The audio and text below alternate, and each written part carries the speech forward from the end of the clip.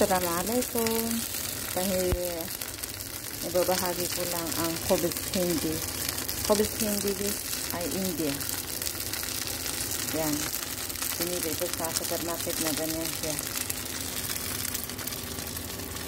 Nagdikit-dikit kaya ganyan ang pinalabasan.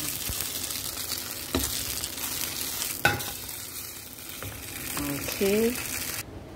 Ganito siya. Lalagyan natin ng konting mantika.